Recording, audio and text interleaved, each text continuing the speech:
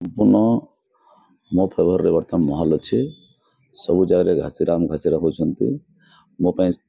Sympathy ଲୋକଙ୍କର ରହିଛି, କାହିଁକିନା ମୁଁ 6 ଥର ଲଢ଼ିଥିଲି। ବିଗତ ସମୟରେ ମୁଁ ଜିତିଥିଲି, କିନ୍ତୁ ଟେକ୍ନିକାଲି ହାରି ଯାଇଥିଲି। ନକରି ସର୍ବସାଧାରଣରେ ଖାସ କରି ଆମର ଦଲିତ ବର୍ଗ ହେଲା କି ଓବିସି ହେଲେ କି ଆଦିବାସୀ ଲୋକମାନଙ୍କରେ ଗାଁର ପୁଅ ହିସାବରେ, ମାଟିର ପୁଅ ହିସାବରେ ସମସ୍ତଙ୍କ ସହିତ ରହୁଛି। ବିଜେଡ଼ିର ଯେଉଁ कैंडिडेट अच्छे बरगढ़ जिला outside run even BJP candidate आमदानी कैंडिडेट तो बीजेपी जो पुराना नेता थे पुराना कर्मी मैंने ग्रहण करना तेणुक बर्तमान सर्वमान्य हो Ghasiram the best candidate among the all and विशाल cast for in favour of Ghasiram Majhi के समस्ते कहते मृत्यु 1000 श्योर आई एम विनर मो कर्म आधार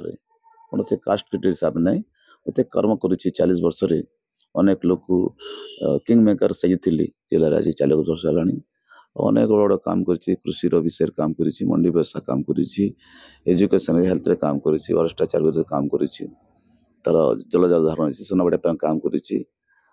गाँ गली लोग सुविधा देती तेणुक मत लोक ग्रहण कर मोर बर्तमान पाली आदिवासी भोट मोर फेवरेट 100% आसुच्छे जोटे गले आदिवासी राति 11टा पर्यंत अपेक्षा कर स्वागत कर जना पड़ुची आदिवासी चाहते बर ओबीसी बहुत मत कर यादव अच्छी साउन अच्छा चंद्राकर अच्छा एससी अच्छा समस्त मो फर अच्छा मोर विनर 1000% श्योर सेट तीन मुख्यमंत्री बारंबार प्रभाव पड़ता मुख्यमंत्री तो प्रधानमंत्री कौन से प्रभाव पड़े घासीराम माझी अलरेडी नेता आसी